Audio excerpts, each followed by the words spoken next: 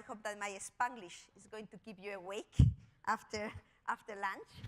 And this morning, I just spoke a little bit about the journey we had in UNICEF to install the culture of measurement and evaluation.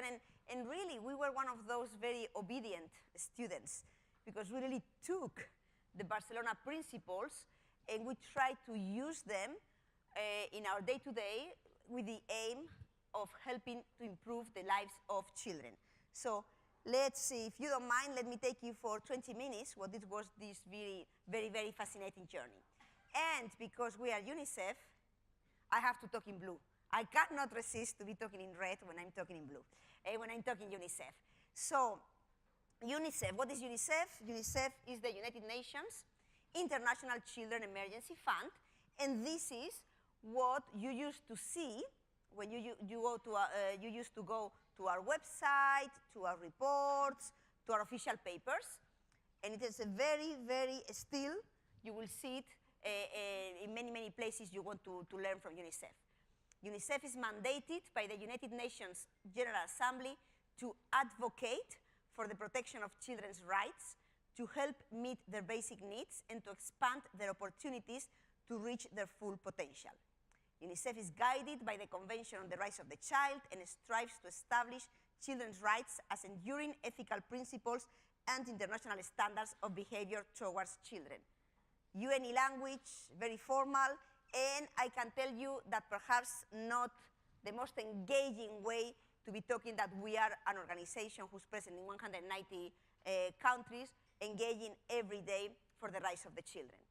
So this was what I found 5 years ago when I arrived in New York with a challenge to be shifting or to be accompanying the organization to move into a 21st century communication approach. And thanks to the work of so many people, so many champions in the organization, we managed to get not only a new approach to communication and advocacy, but also a refreshed brand strategy. So this now is set in a totally different way. If you go now to our website, if you go now to any of our channels, this is how we describe what UNICEF is and what is the mandate. And our mandate is for every child, whoever she is, wherever he lives. Every child deserves a childhood, a future, a fair chance. That's why UNICEF is there, for each and every child, working day in and day out in 190 countries and territories, reaching the hardest to reach, the farthest from help, the most excluded. It's why we stay to the end and we never give up. This is what the journey has taken, from the initial slide to the second slide. But even the journey took us longer, because we know that these days, very few people will read something so long. So we also translated that into multimedia. And if we are lucky, this will work. Look closely. Really closely. Deep into the eyes of a child. See their hope. And ours too. Whoever she is, wherever he lives, every child deserves a childhood. That's why UNICEF is there, for each and every child.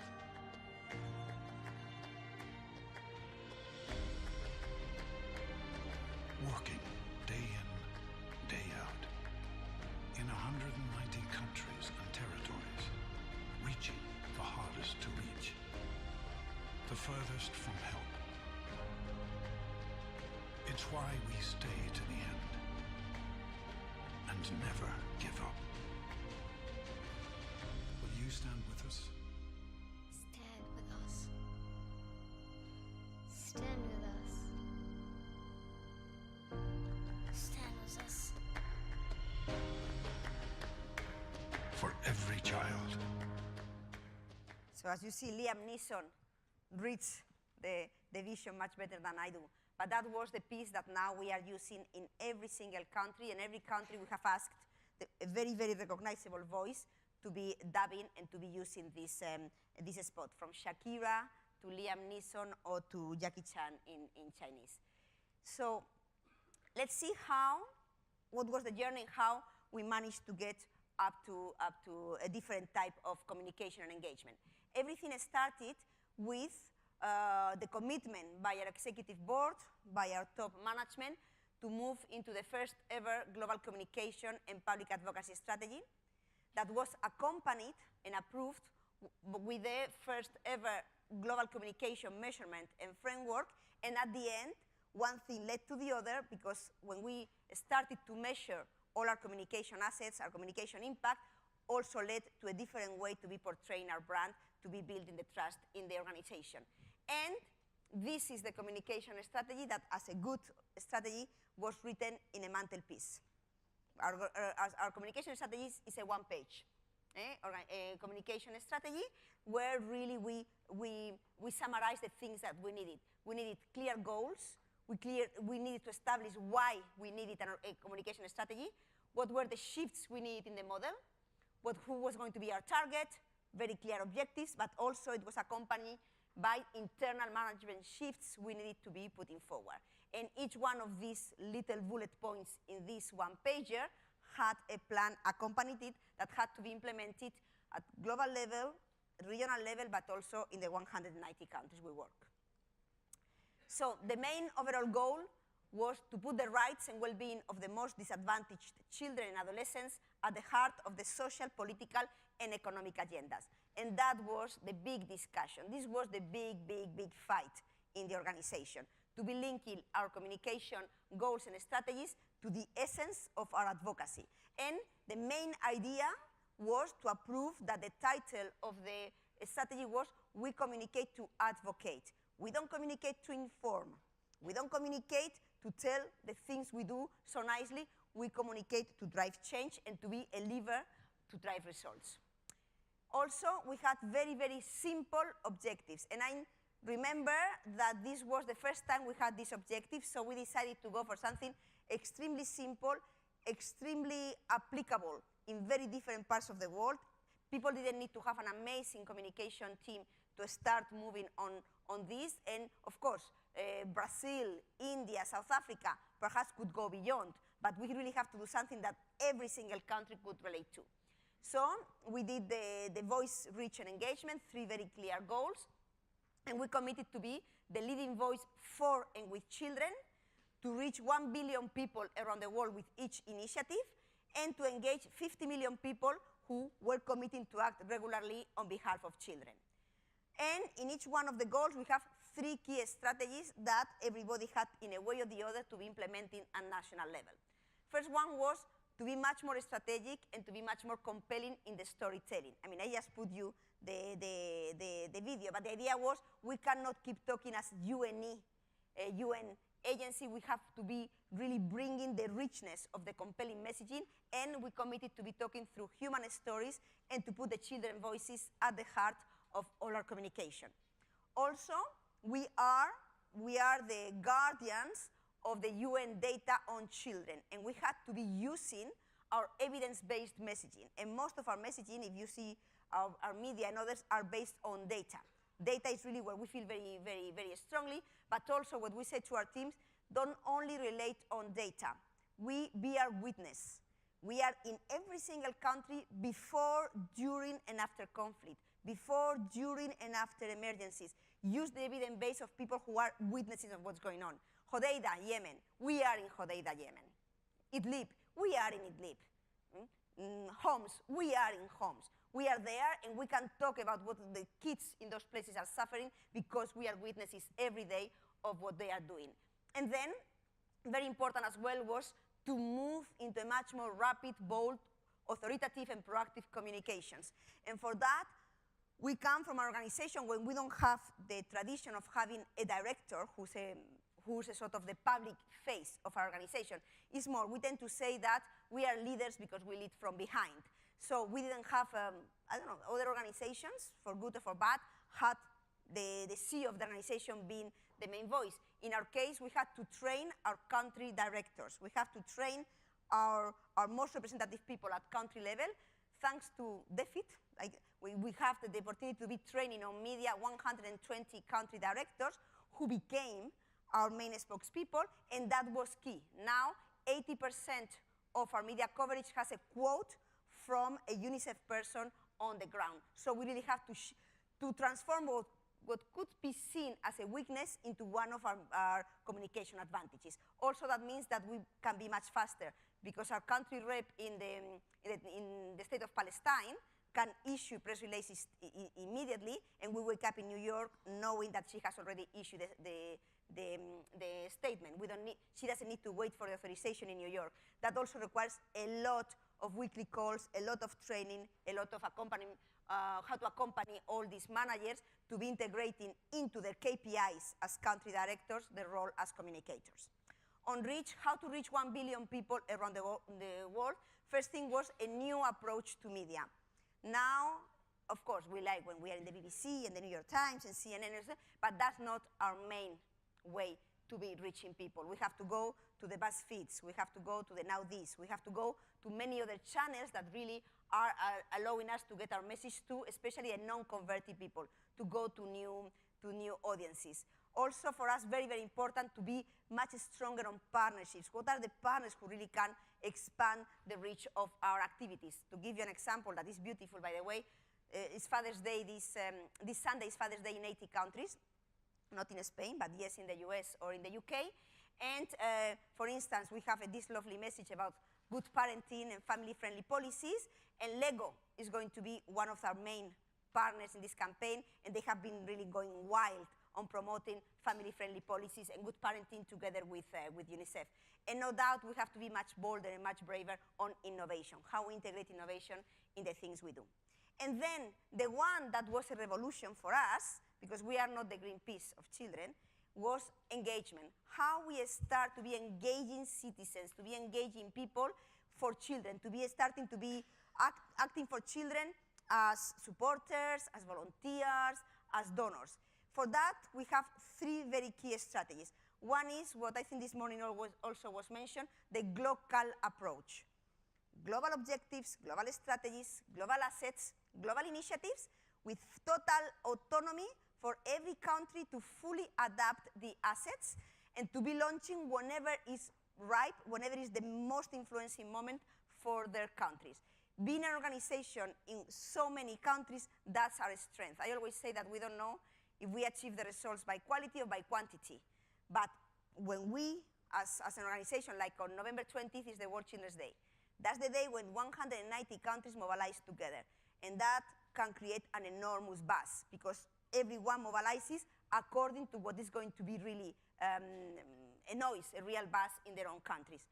Partnership for change, that was really how to partner with the people who can really make a difference. Lots of work around interfaith, lots of work with youth organizations, lots of work with NGOs, lots of work with UN sister agencies, lots and lots of work with sports, lots of work with entertainment. That was also for us a new approach to say, let's get out there, whoever wants to work for children, let's bring them in, or let's go to where they are. And no doubt for us, is such a precious asset, is how to transform our goodwill ambassadors from pretty faces to real advocates for children. Of course, Liam Neeson, you heard him well. Liam Neeson is one of our main ambassadors for violence, but it's the same for David Beckham, it's the same for Priyanka Chopra, it's the same for many others, and to be working much more strategically with them, but also to bring new key influencers is great. Last year, our appointment as Goodwill Ambassador was Lily Singh, one of the biggest YouTubers. So how we also evolve in a strategy on Goodwill Ambassadors for them to become influencers. Okay, so that was all we asked people to do. Also, we finally had an agreement on our target audiences, and we decided to focus on the millennials, 15 to 34. Lots of people wanted millennials until 44, but we had to put a limit. I said, no, it's going to be really the younger we can, the better, but also to focus on the middle class. A middle class as a growing critical audience, educated, socially aware, and willing to support children's causes, and also knowing that they are the ones who really were moving around social movements for children. And that also was quite a change for us to be focusing so strongly on these audiences. And what we did literally was this was the year 2013-14. So we really took very seriously the Barcelona Principles from 2010, but really the ones who were the ones who really worked very strongly was 2015. And I want to give credit to the Barcelona Principles because when we went to our managers and to our people who have not a clue about all these things, and we had to really validate that we wanted a KPI system, we want all the country directors to be evaluated for their work on communications and others, we claim Barcelona Principles. We are going to follow the best in the industry. We are going to follow the ones who know how to do it. We are not just inventing. And another thing that happened to us is that we were asking many NGOs, many UN agencies, show us your M&E system, and nobody had any. And that's when David and AMEC were so amazing to create the M&E advisory board for UNICEF, that many of you are here, and I cannot be more thankful. And you, for 5 years, every year, have been meeting with us, advising, challenging us, and helping us to be implementing the Barcelona Principles to our day-to-day. And if you can implement Barcelona Principles into a UN agency, you can do it with anything, I promise. So how did we bring the Barcelona Principles to life at UNICEF? We were quite methodic, and I want to be giving credit to the UNICEF M&E team in Geneva and in New York who's present here, because they are the real heroes. They are the ones who did all this work. First of all, we developed an enemy framework who could really be adapted at national level, at local level, to do something beautiful for global, where we have all the resources, but when you go to the Peru country office, they cannot do, that was not going to work. This is why the M&E has to be extremely concrete for them to be able to move. Also, we integrated the KPIs into all our systems, into our planning, our monitoring, but also on the way every year we report results to donors. We have to increase our internal capacity to provide M&E support for country and regional offices. So we started with 0 people in M&E. Now at global level, we have 3 people, but now more and more we are training. We have our training for the national people and the regional people to be understanding how to move into M&E. And we had a Skillshare event at global level 2 weeks ago in Holland. I was amazed that one of the most attended workshops in that event was the M&E workshop, because people know they have to learn and they don't know how to do it. And no doubt, we have done a lot on internal capacity, on KPI handbooks, on case studies, on webinars, and others.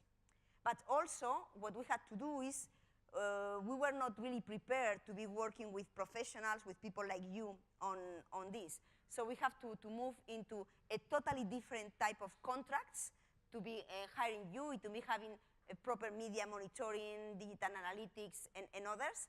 Also, as I said, we have to really be partnering much more strategically with the key leading brains in the private sector, but also we really went to academic institutions for us to help us. We organized last December in New York a summit on measuring results and impact that was opened by our deputy executive director, and we have many key people from NGOs, from organizations, but especially from AMEC members, the North America chapter, and also from universities. And I think that for us, the creation and to be part of the non-profit group in AMEC has been fantastic, because it's when we, as we say, copy the best. Whoever others are doing well, let's try to copy in the UN way. Okay? So all that led to these key performance indicators. Remember, we had 0 indicators in 2014. So from 2014 to 2017, we managed to integrate these different indicators in voice, in reach. Very simple in the sense that I know they are inputs. What we measure is coverage, what we measure is share of voice, what we measure is number of users. We measure those sort of things. But what was important is that every single country office had objectives. We said to everyone, you have to grow your social media base by 30%. So if you have 3 social media followers, you have to do 90. But if you have 1 million, you have to move to 3 million. And that was as simple as that. 30% per year. I have to admit, everybody grew much more than that, but it was the first time we had a common objective. And the same with share of media. I want you all to have at least 30% of share of media on children in your countries. At the end, of course, they had more than that. But we went with very clear, everybody the same. This was what we say in Spanish, potatoes for all. But at the beginning, that's what we needed. We couldn't make a sort of a major distinction. It was to create the culture, especially with the top managers, with the directors, that they have to be measuring what they were doing. And the most critical one was to establish the engagement ones, because that was very, very new to us. So the only thing we could be measuring at the moment, and we are doing more and more, is the number of donors, the number of online supporters, the number of social media followers, and now we will start to measure as well the number of volunteers. And then, of course, we had our cross-cutting was going to be all the messaging on brand. Brand, we have a slight challenge, is that we are using the barometer, and sometimes we don't have brand information so often.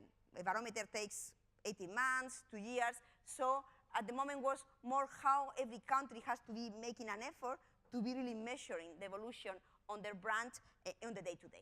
And that was all. That was all our strategy. Was very simple. And we said as well, if those KPIs are a lot, only include 3 per category. 3 for voice, 3 for reach, 3 for engagement, 3 for brand. That's the minimum. If you want to be the best in class, keep adding other KPIs. And every month we could be accumulating, aggregating, and being showing to our manager how things were evolving. So how did we do? These are the results from 2014, that is when the strategy started, to 2017, so the 3 years. And this, perhaps for me, the key message here is when you have a whole organization with a common purpose, that's really what drives and what helps.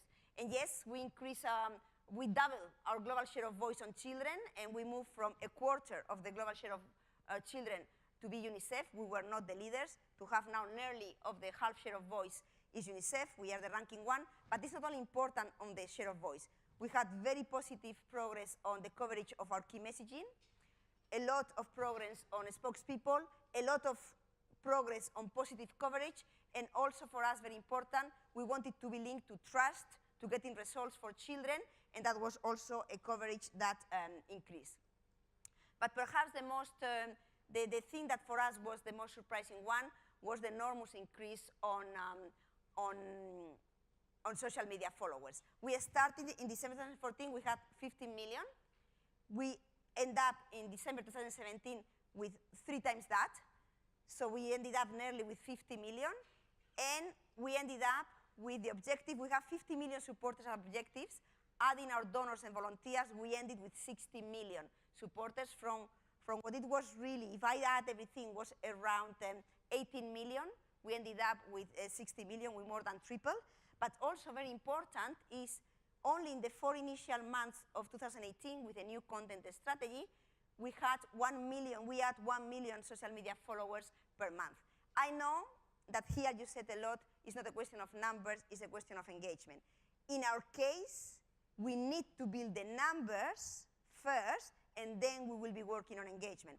And we hope that little by little, we will be getting the numbers, because we need the numbers, because we need enough social media followers in India, in China, in Indonesia, in South Africa. We need to build that, because for instance, Bangladesh is our 2nd biggest Facebook platform at the moment. So we need to incentivize those big countries to be relevant in their social media, and then, of course, this, in the next phase, we will move also into growth in numbers, but also growth in engagement. And one that I want to tell you here, because it was very interesting, was first semester 2017, 31% of the people we were reaching were under 25. With a shift in content in the second half of our social media followers at the moment are under 24. For our organization, whose mandate is for children and young people, this is really gold. And this was driven really by a concerted effort, especially on engaging content around migration, around violence against children, and also with one big day, the World Children's Day on November 20th, where we really mobilized a lot of people. So more or less, as you see, because we were tracking, we could prove that something we were doing was having an impact. And then, Also on brand, that brand is our, UNICEF brand is like it's like our flagship. It's the jewel of the crown, as we could say. And also, with the new launch of the new brand strategy and with a concerted effort on brand, we managed to raise our global awareness from 87% to 92%. That's to be now, we are at the top of the list of the international organizations together with the UN and with WHO in what you can see as a very competitive market because everybody grew as well. And that's another thing. We are in a very, we don't call it about competitors, we call comparators because most of our competitors are our allies or our partners. But this is a sector where brand building is very tough because everybody is doing such a great job. So, other things that for us were important to show to our management. We became the most liked international organization on Facebook. I heard that we have a colleague from Facebook here. We are the most followed international organization on Instagram, and we are the second most followed on Twitter after the UN. Instagram is flying. Instagram for us is flying, and our fastest growing channel is Arabic. Just Arabic is just exponential growth. But what we said to everyone is that you really have to choose whatever is your main channel in your country and excel at it. In Africa and Asia, internet is Facebook. But in many other countries, perhaps in Europe and others, Instagram is taking over. And of course, Twitter for us is the influencing channel. So we saw that certain things were paying off. So what did we learn, especially linked to insights, innovation, and integration? When we had to share with our board what had worked and not, because we overwhelmed them with numbers, so they were very happy because we have so many metrics and things to say. But I'm very proud to say that on the things that work, we included monitoring and evaluation as a critical one. And also, of course, as you can imagine, each one of these things were leading to the new strategic plan, the new strategies, and the new investments. No doubt, something that worked enormously well was to move into a more compelling context. Integration of communication and advocacy with our programming, the local approach. We also launched for the first time what we call integrated cost framework campaigns, campaigns on migration, campaigns on newborns, campaigns on good parenting. And it was the first time we were integrating communication, advocacy, programming, fundraising, and others. The new global brand strategy, to have a monitoring and evaluation framework, to become much more type of a newsroom media approach with a daily media desk. And the biggest investment last year for UNICEF, I say biggest, although it was little, it was a new web. We moved to a new web that finally now we are deploying and now trying to move mobile first. The new web has been really extraordinary for us because now it's more compelling, interactive, channel-specific, innovation, but also because every country had to move to the new web, they could review the technology, their capacities, their skills, but also they could renew all their content. And also they could invest a lot on multimedia, photography, and others. This is, as you see, this is the rollout of the new web. It's quite an intense process at the moment. As you see, we are rolling. These are the last ones we have rolled out in Egypt, in Argentina, in Kyrgyzstan. And we see that the moment we move into the new web, we saw that nearly double the number of visitors, and we have to improve on the time and the engagement on the website.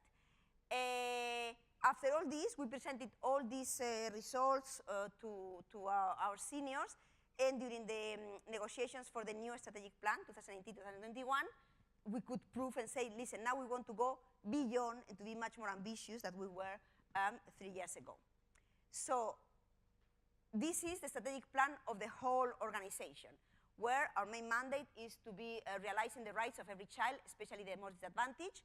We want every child to survive and thrive, every child learning, every child protected from violence and exploitation, every child living in a safe and clean environment, every child having an equitable chance in life. We had results areas, but also now we have change strategies. And the big change for us, thanks to all this measurement and evaluation, we say sometimes to be a pain for the organization every month, is that we managed to have as third strategy, the one very much linked to our day-to-day work on winning support for the cause of children, for decision makers, and wider public. And on that, we will focus on becoming a stronger advocacy campaign in fundraising and communication force, growing our base of supporters from 50 million to 100 million of people who are willing to volunteer, advocate, and donate, support children and young people as agents of change, and now targeting young people very, very strongly on the coming years, and also for the first time, strengthening the brand is officially part of our strategic plan. And what we said is how we are going to be contributing to this leading strategy, and again, very simple and always one page. We are a one-page organization. We want to be the leading voice, the leading advocate, the leading brand, and to engage 100 million supporters. And now is when the challenge comes for us, because for each one of the 3 strategies that we want to do for each objectives, we need a KPI system. We need a KPI system to measure not our media coverage, but our agile media response. We want to be able to measure why and how our content is more compelling, and also, at the moment, very important for us, to be improving on being the thought leader for children and to knowledge sharing. The same on how we are going to be measuring the integration of our campaigns and the final outcome, result of the campaigns. How we are going to be measuring our impact on youth. How we are going to be measuring our supporters' engagement, and how we are, that's why I liked so much this morning the return on engagement, or how we are going to be measuring how we are building our brand at the local level. So those are key challenges. The organization has approved them, and now we are in the way to say what we have to change, how we have to shift to be able to be moving in this direction. That is an amazing direction. Perhaps also we have a new executive director, Henrietta Ford. She comes from the private sector, and she really believes in brand and communication. And this is why I want to leave you with when this plan was approved, that was the sentence that she shared with our board of directors. Our brand carries the spirit and purpose of our organization. It stands for our values. UNICEF is known for working for every child in every context worldwide, saving lives, protecting rights, and helping children and young people fulfill their potential. Let us all carry the values, the purpose, and the pride of our brand in everything we do. And let us measure it as well.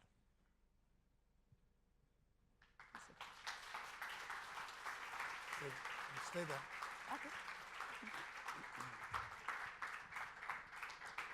Thank you, Paloma. Always inspiring, and always good to see your continued implementation of the Barcelona Principles at the core of what you do. Right, there'll be some great questions here. Please put your hands up so I can see you quickly. Okay, is a lady down here, please? And I'm looking to identify a second speaker after that, and someone up there. Okay, please. Hi, I'm Pragya from Agility PR Solutions. Thank you for that excellent presentation. I was just curious to know, with all the excellent results that you got with 95% recognition and crossed that 50 million supporter mark, have you ever tried to correlate that data further with how it impacted, say, the reduction in violence against children, or some of your objectives of helping improve those lives of those children? Yeah. No, that, as I said this morning, that's the challenge at the moment, because what we have measured and we can say is that those countries who were stronger on public campaigning around issues, usually if we had a very strong campaigning around, I can use violence, okay, around sexual violence in India, the campaigning was very strong and got a strong support by the local teams because our program was very strong and there was a determination to be speaking loudly about the situation of sexual violence in India. So on that, yes, we have a lot of analysis of how our media, social media has been part of the programmatic effort. What we don't have so much is what would have happened if our programmatic effort would have not been supported by this, because that's what we will see the difference. Perhaps we could be using another example of another country who didn't work at all on public campaigning, on public voice, public engagement, and how it happened. But I think that the challenge at the moment for us is to prove that connection. On violence, of course, that was the organization knew that we couldn't be silent. Now, for instance, in September, we are launching a campaign on violence in schools. very much inspired by the Florida Parkland youth movement. And that, for instance, we ask everyone, but has to be accompanied by specific recommendations by young people of how they want to be, to see their security or the safety guaranteed in the school. But no doubt that's our challenge, to prove that if we don't do it, the final impact on children will not be the same. Okay. And you have a new chart for your comms plan, now in blue, from Linda, our sketcher. There was a question midway down. Yes, please go take the microphone there. Hi, Paloma, it's Nicole from Ketchum in New York. I know we were speaking earlier about how you have used kind of the KPI framework to help you move from what you say communicating to advocating. And I noticed on one of your slides, you had using the KPI framework in the Barcelona Principles for planning. And then you had the slide of showing how you shifted or increased the number of people under the age of 25. Can you give us a little background on how you use the KPI framework for strategic planning, that you knew that that shift was going to make an impact? Yeah, yeah, of course. Let me think about a good example on migration. Okay, let me use the example on migration. So migration is a very tough one for us because in the world of the, I don't know how you call it, the charities or the humanitarian organizations, usually we are on the safe side because usually we have majority of population on our side. On migration, no. On migration, we are against the odds. Because what we have is, for whatever reasons, even if it's more imagination than reality, for whatever reasons, people think that we are flooded by millions and millions and millions of foreigners and strange people around us, and they are very protective. So every time that we were talking or speaking out about migration, we were not having the right decision. So first of all, we had to use a lot of external evidence and data to prove, like, listen, this is what's going on. The opinion, the public opinion is increasing against the rights of the refugee and migrant children. We have to do something. So that to use the external info was vital. But then we have to prove that in our case, our share of voice on migration was low. Our share of voice in general of children issues around migration and refugees was low. So we use a lot of data to prove we have to speak up. Others like UNHCR, who are amazing, IRC and others are speaking a lot, but not about children. And they are not putting the rights of the children at the forefront. So we really have to be there. And what we said is we have to be speaking out, but in this case, we want to be speaking in the most influential media. And we are using, I didn't have time to explain, we are using a lot of diplomacy, a lot, in this case. And we said, in this case, what we want is to keep the buzz of the public opinion, but especially to shift the opinion of key influential media. So New York Times is an excellent one where we are working a lot. BBC also as well. I mean, we are just really working a lot. This is much more targeted than what we are doing, but to convince people that we have to do a much more targeted approach, we really use a lot of the existing, because people couldn't believe it. Oh, Paloma, everybody supports migrant children. No way, no way. Where are you seeing that really people are supporting migrant children, are considering a migrant child as much as another one? For instance, now on FIFA, I tell you now, we are launching a fantastic campaign, a beautiful campaign during FIFA with Sergio Ramos. In America, they say Sergio Ramos.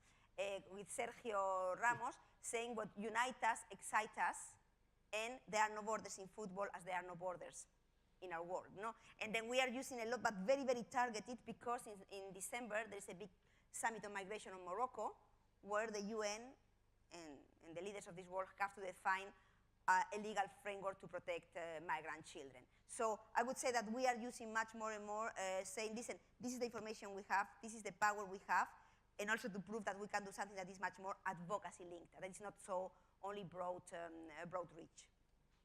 Thank you. I'm going to stop questions there so we can try and catch up. And thank Paloma. She'll be here for the networking interval a little bit later, but please show your appreciation. Thank you, Paloma.